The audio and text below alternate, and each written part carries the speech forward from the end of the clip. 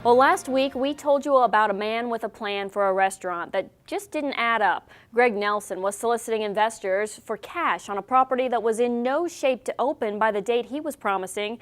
That story prompted another woman to come forward who's dealt with Nelson in the past.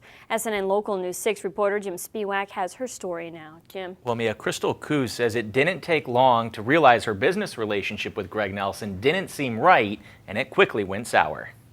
Sarasota resident Crystal Coos says she was solicited by Greg Nelson. The man we reported was seeking $6,000 from investors in exchange for ownership in a restaurant he was claiming to open in the old Sam Seltzer space.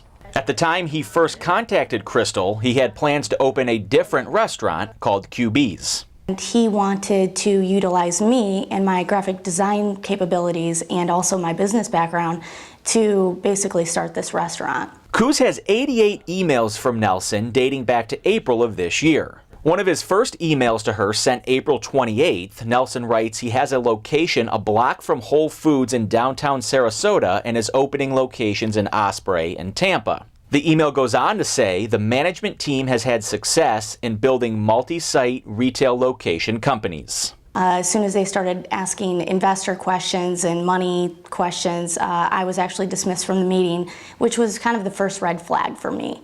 In an email between Crystal and Nelson from May 10th, Nelson wrote, "So we can keep track as we are going, can you let me know the hours from last week and this week so far by text?"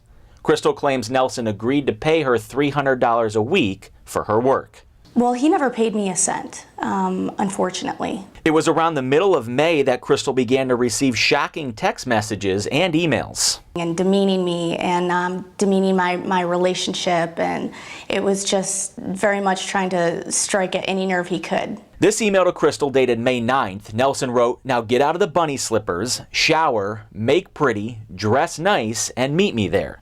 Don't forget to be a cheeser today. Smile like you won the lotto." I started having these red flags when I noticed that he just seemed like he didn't know what he was doing. Numerous calls to Nelson for comment were not returned.